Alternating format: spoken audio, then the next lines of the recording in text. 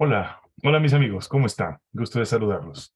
Muy buenas tardes a todos, gusto de poder estar esta tarde nuevamente con nuestro tema de la noche. Por supuesto, estamos saliendo en vivo en Facebook Live y también dentro de 15 o 20 minutos terminando la conferencia en Boris Darmon canal. Nos puedes visitar ahí, suscríbete para que puedas recibir notificaciones cuando nosotros publicamos alguna presentación o alguna conferencia en este canal. Así que estamos muy contentos y te saludamos de algún lugar de aquí del Perú, hablando siempre sobre la palabra de Dios. Estamos estudiando algunos temas relacionados de interés que aparecen en la Biblia. Hoy vamos a hablar un poquitito acerca del juicio de Dios, porque es importante el juicio. Y seguramente cuando hablemos del juicio, muchos de nosotros estaremos un poco preocupados, porque cuando hablamos de juicio como que nos hace sentir un poco, en desventaja, ¿no es cierto? Porque ir a un juicio cuando tú sientes que eres culpable no es fácil, no es un camino muy fácil de entender. No sé si alguna vez has estado en algún juicio, si alguna vez has sido acusado de algo, si alguna vez has tenido que pasar la experiencia de vivir eh, testimonios y acusaciones y eh, aclaraciones respecto a un comportamiento, sea tuyo o de otra persona, siempre tiene sus bemoles, como decimos.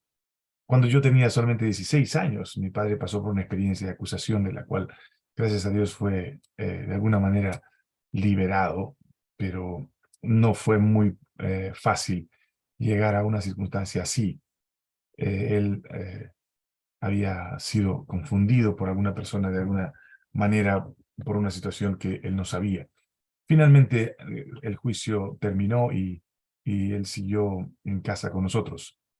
No sé si alguna vez has tenido la oportunidad de vivir en una cárcel donde siendo acusado no tienes alternativa más que presentarte ante el juez y ver que algo suceda para que, no sé, si tienes culpabilidad, pagar tu culpabilidad y si no, ver la manera de liberarte porque la libertad es un precio que pagan muchos hasta con la vida. De todos modos, el objetivo de Dios cuando Dios creó al hombre era que el hombre fuera libre, pero libre plenamente, por elección. Porque él tenía que elegir entre el reino de Dios y el reino de Satanás. Si seguía en el reino de Satanás, sería esclavo de sus tendencias, de sus concupiscencias, de sus errores y, por supuesto, del mal que había dentro de sí, que habría dentro de sí a causa de la desobediencia. Sin embargo, si es que él elegía voluntariamente, sin presión, mantenerse bajo el reinado de Dios, en el cual ya estaba, pero como privilegio, no por elección. La elección la tenía que mantener él, porque Dios lo había creado libre para poder elegir. El poder de la libertad para elegir es el poder de Dios en nosotros. Y ese poder que Dios nos dio, nos lo concedió sin restricciones, para que nosotros podamos elegir lo que queramos. Por eso es que Adán y Eva eligieron rebelarse contra Dios, a pesar de que conocían la voluntad de Dios y la voluntad de Satanás.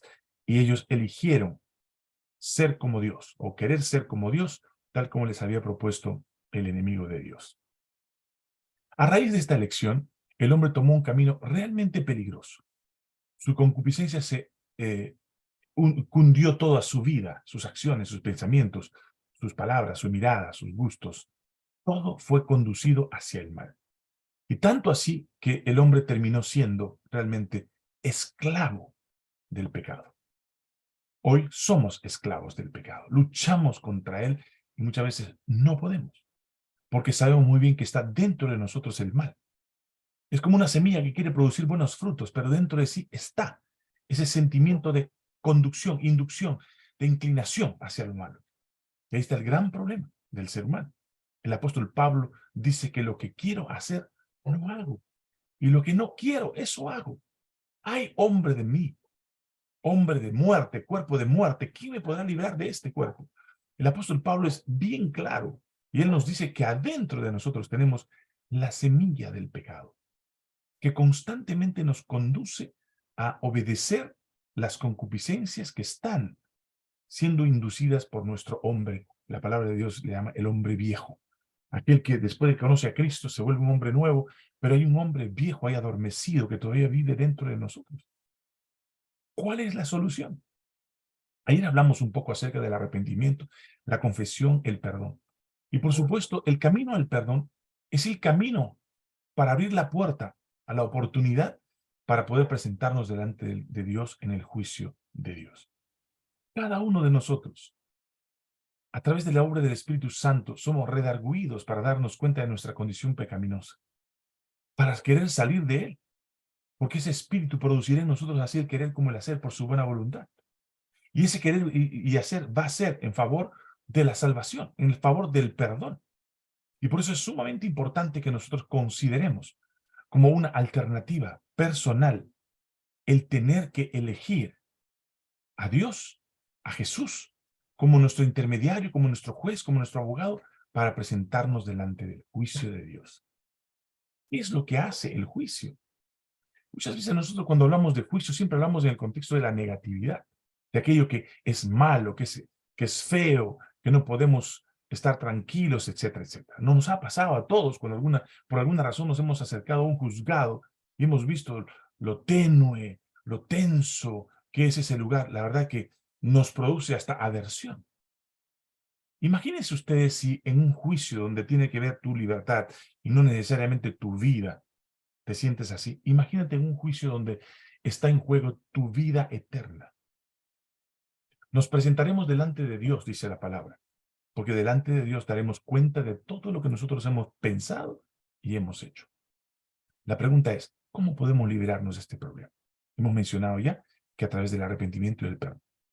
Pero al presentarnos ante el juicio de Dios, necesitamos un ingrediente más, y es un abogado intercesor que sea quien nos conozca, a quien le hemos contado todo y que sabe muy bien de nuestra condición.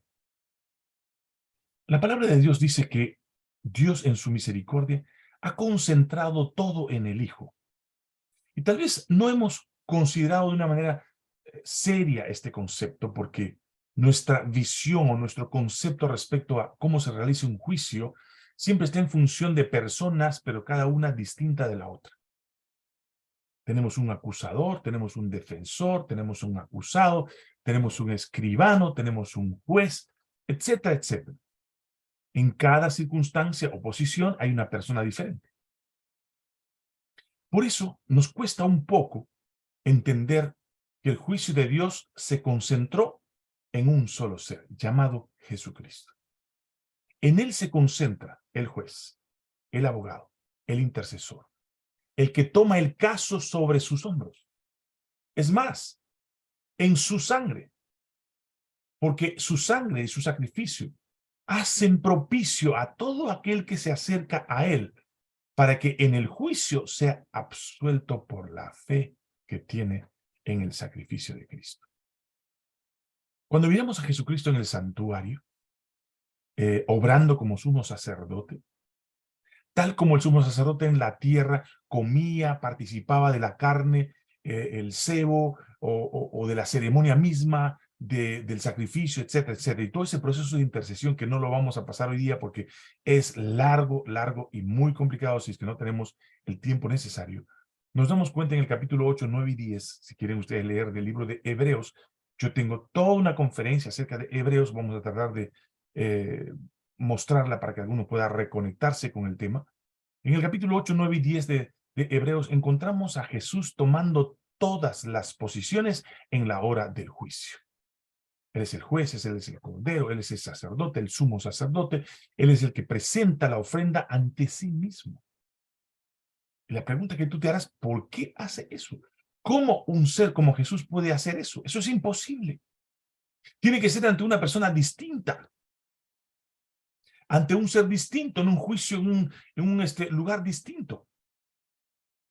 Lastimosamente, en el concepto de Dios, para poder entender la condición del ser humano, Dios tendría una acusación de parte del hombre.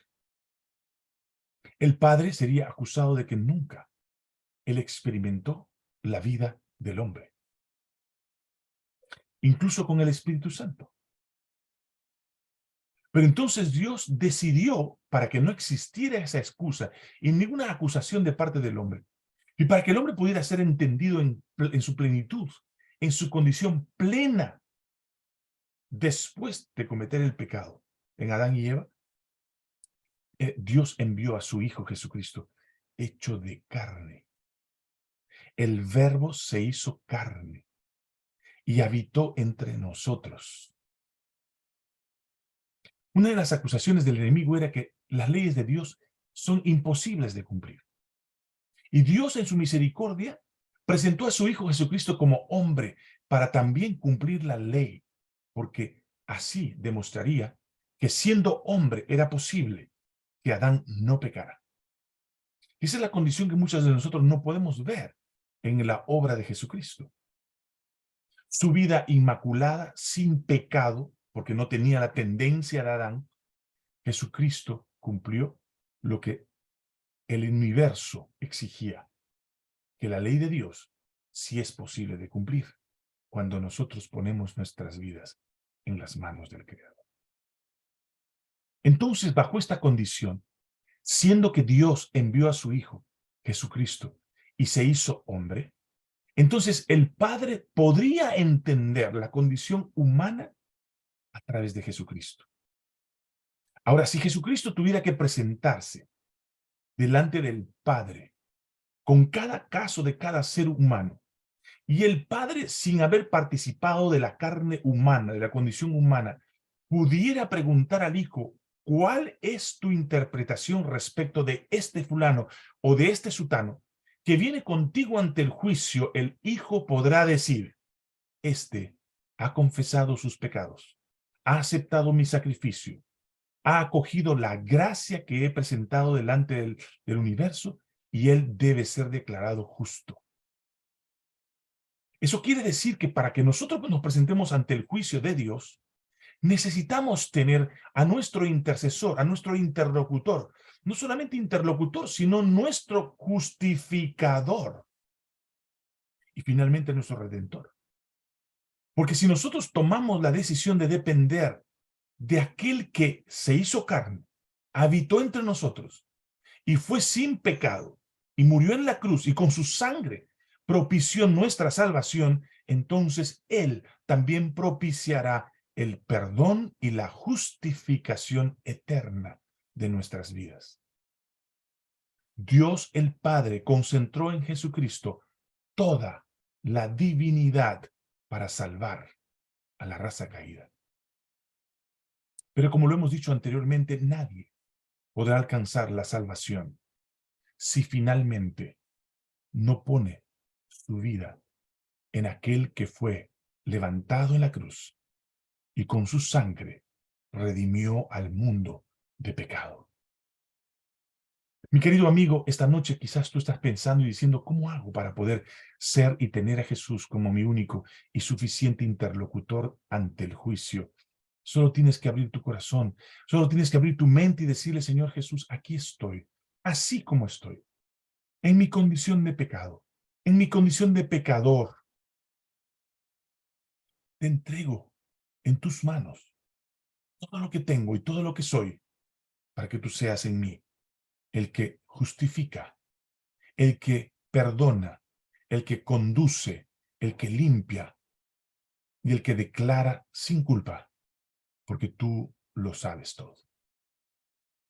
Mi querido amigo y hermano, tal vez en algunas ocasiones nos hemos frustrado, nos hemos sentido realmente indefensos y al mismo tiempo deprimidos porque no sabemos cómo resolver este problema.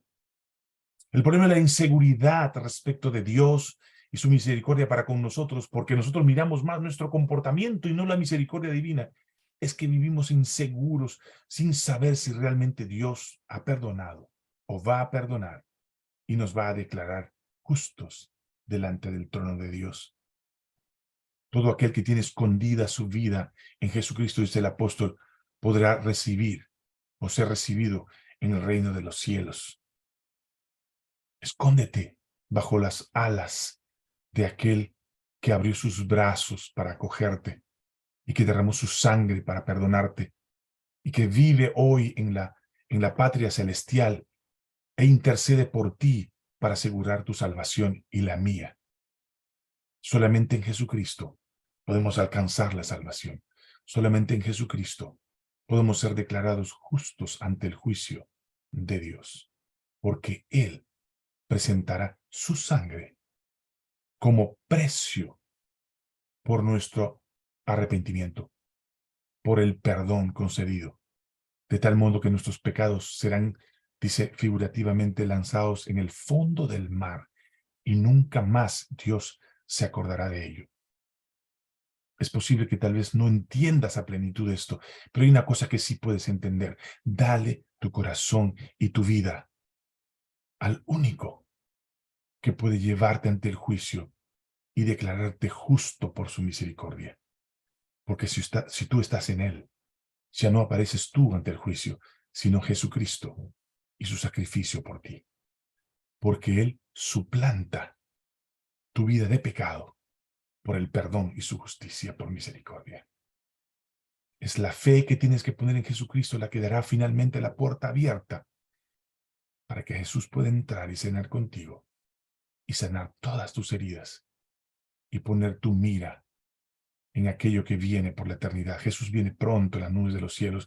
Mis amigos, no hay más tiempo que perder. Es el momento de entregarle nuestra vida y nuestro corazón a Jesucristo. Él hará todo lo que tú necesites para presentarte en el juicio divino, y por su sangre, tú y yo seremos perdonados si queremos. Que el Señor te bendiga en esta noche. Vamos a orar. Amado Padre que estás en los cielos, agradecemos porque en tu palabra nos muestras que Jesucristo es nuestra alternativa para poder llegar ante el juicio y ser justificados. Sabemos que solamente en su sacrificio podemos alcanzar misericordia, perdón, eternos.